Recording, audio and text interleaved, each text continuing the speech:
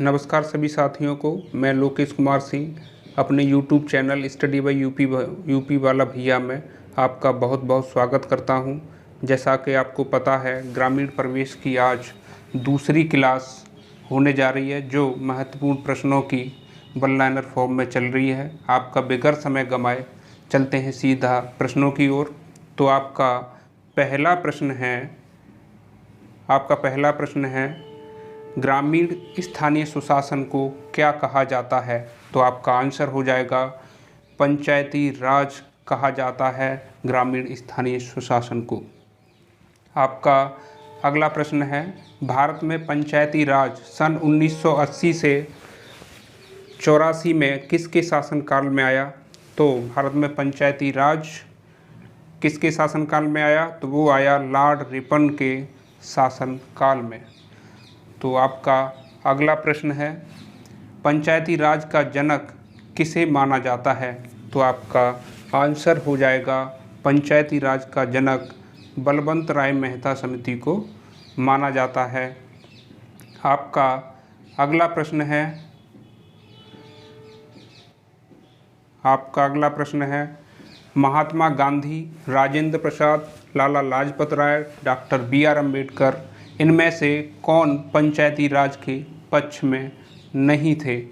तो आपका आंसर हो जाएगा डॉक्टर भीमराव अंबेडकर पंचायती राज के पक्ष में नहीं थे। कौन? डॉक्टर भीमराव अंबेडकर पंचायती राज के पक्ष में नहीं थे। तो आपका अगला प्रश्न है, डॉक्टर BR अम्बेडकर के अनुसार पंचायती राज से किस प्रकार की विचारधारा जागेगी? तो लोगों में पंचायती राज से किस प्रकार की विचारधारा जागेगी BR अम्बेडकर के अनुसार? तो वो जागेगी पुरुषत्व एवं सामंतवादी विचारधारा।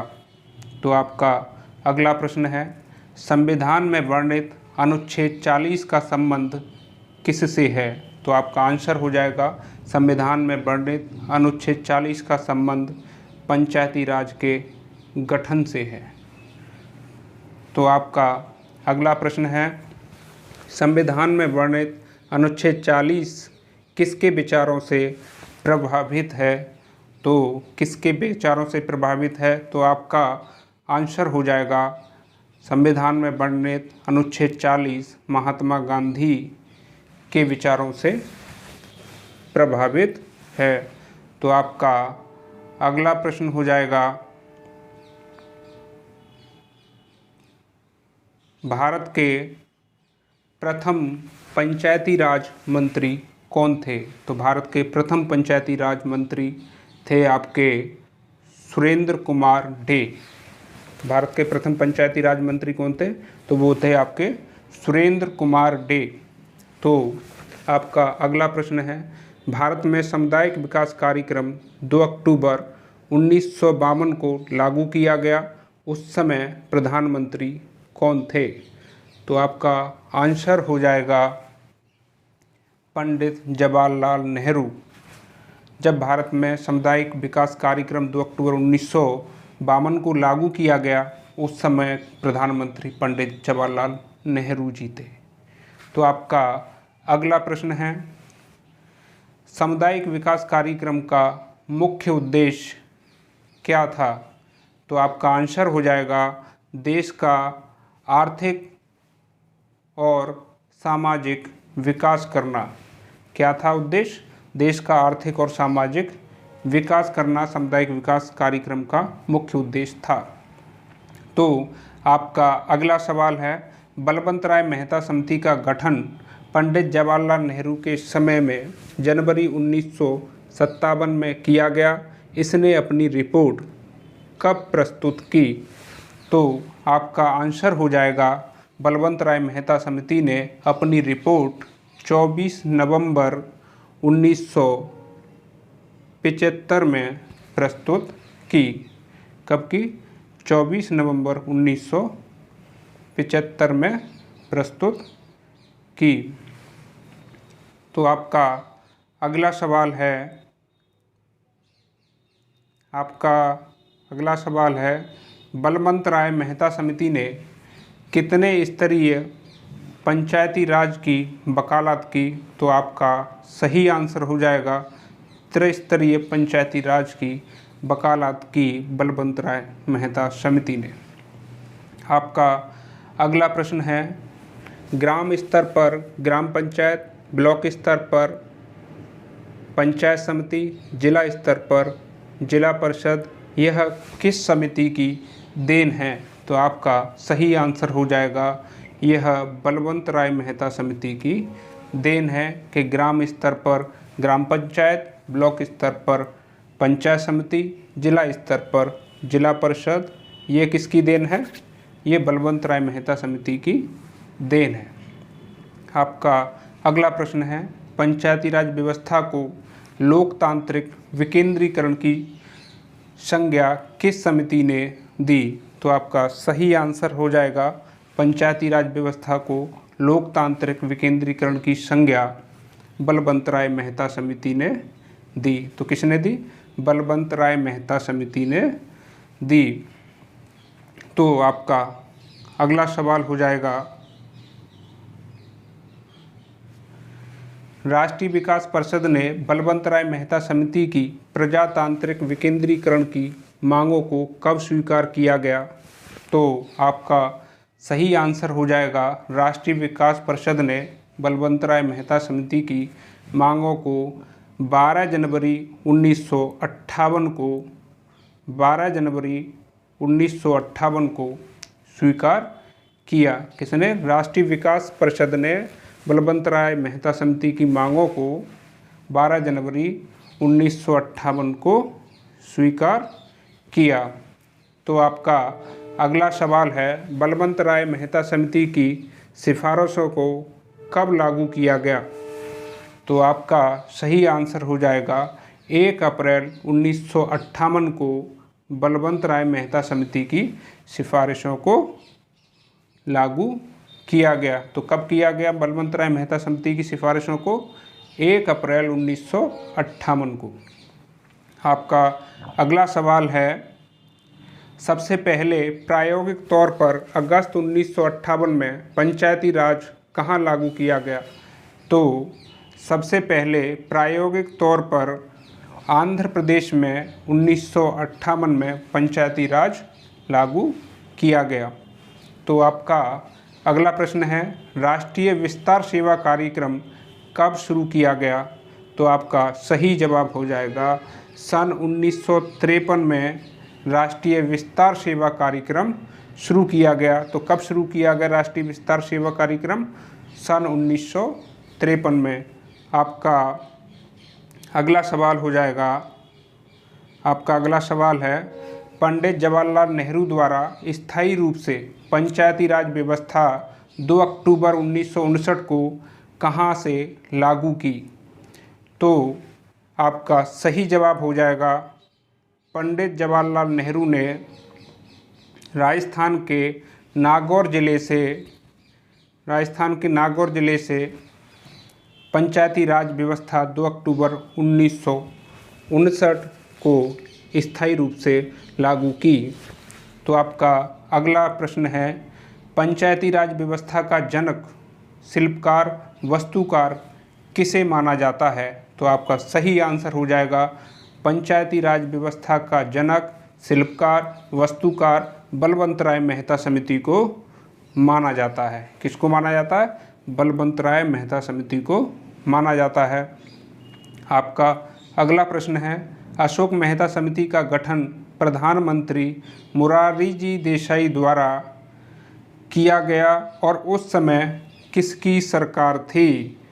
तो आपका सही आंसर हो जाएगा, तो अशोक मेहता समिति का गठन दिसंबर 1977 में किया गया और उस समय बीजेपी की सरकार थी। किसकी सरकार थी? 1977 में गठन किया गया, उस समय बीजेपी की सरकार थी। तो आपका अगला प्रश्न हो जाएगा, आपका अगला प्रश्न है, भारत के एकमात्र प्रधानमंत्री जिन्हें भारत रत्न और पाकिस्तान का सर्वोच्च सम्मान निशान-ए-पाकिस्तान दिया गया, वे कौन थे? तो वे थे आपके प्रधानमंत्री मोरारजी देसाई। कौन थे? मोरारजी देसाई थे, केवल एकमात्र प्रधानमंत्री जिन्हें भारत रत्न के साथ साथ पाकिस्तान का सर्वोच्च नागरिक सम्मान भी प्राप्त था। तो आपका अगला प्रश्न है, प्रथम गैर कांग्रेसी प्रधानमंत्री मोरारजी देसाई 23 मार्च 1977 में प्रधानमंत्री बने। उस समय उनकी आयु क्या थी? यानी जिस समय मोरारजी देसाई 23 मार्च 1977 में प्रधानमंत्री बने उस समय उनकी उम्र क्या थी? तो इसका सही जवाब हो जाएगा 81 वर्ष। कितनी उम्र थी? 81 वर्ष थी उस समय जब ये प्रधानमंत्री बने। तो आपका अगला सवाल है, अशोक मेहता समिति ने कितने स्तरीय पंचायत की वकालत की? तो अशोक मेहता समिति ने कितने स्तरीय पंचायत की वकालत की? तो आपका सही जवाब हो जाएगा 2 स्तरीय पंचायत की वकालत की अशोक मेहता समिति ने। आपका अगला सवाल है, अशोक मेहता समिति 13 सदस्यीय समिति थी, इसने कितनी सिफारिशें की? तो अशोक मेहता समिति 13 सदस्यीय समिति थी, इसने कुल 132 सिफारिशें की। तो आपका सही जवाब हो जाएगा 132 सिफारिशें।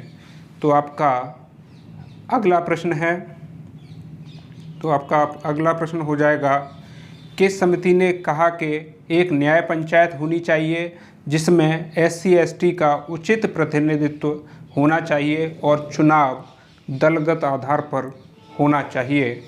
तो आपका सही जवाब हो जाएगा, वो कहा था अशोक मेहता समिति ने। किसने कहा था?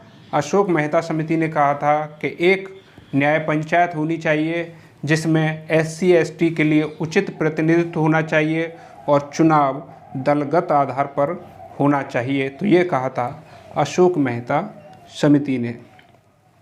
तो आपका अगला प्रश्न हो जाएगा, तो आपका अगला प्रश्न है, किस समिति ने कहा था कि मंडल या ब्लॉक स्तर पर मंडल पंचायत, जिला स्तर पर जिला परिषद होनी चाहिए?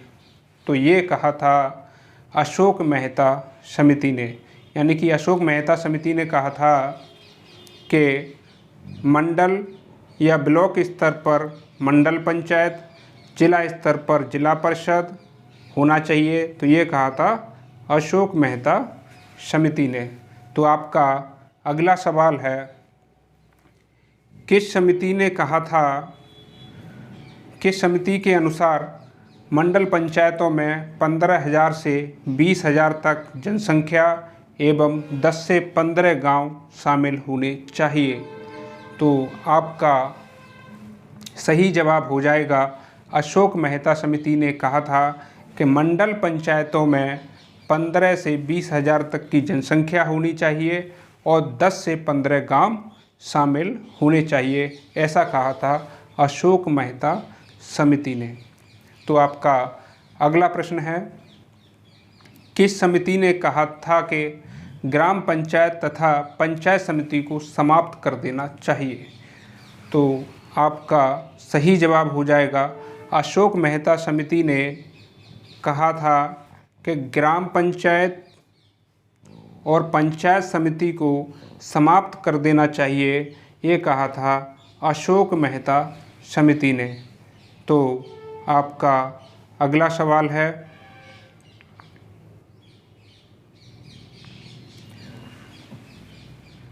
किस समिति ने कहा था कि मंडल अध्यक्ष का चुनाव प्रत्यक्ष तथा जिला परिषद का चुनाव अप्रत्यक्ष रूप से होना चाहिए? तो आपका सही जवाब हो जाएगा अशोक मेहता समिति ने। अशोक मेहता समिति ने कहा था कि मंडल अध्यक्ष का चुनाव प्रत्यक्ष तथा जिला परिषद का चुनाव अप्रत्यक्ष रूप से होना चाहिए, ये कहा था अशोक मेहता समिति ने।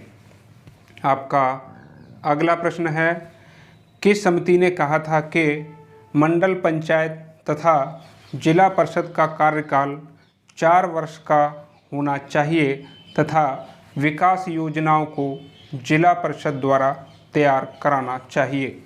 तो आपका सही जवाब हो जाएगा अशोक मेहता समिति ने कहा था मंडल पंचायत तथा जिला परिषद का कार्यकाल 4 वर्ष का होना चाहिए और विकास योजनाओं को जिला परिषद द्वारा तैयार कराया जाना चाहिए। तो ये कहा था अशोक मेहता समिति ने।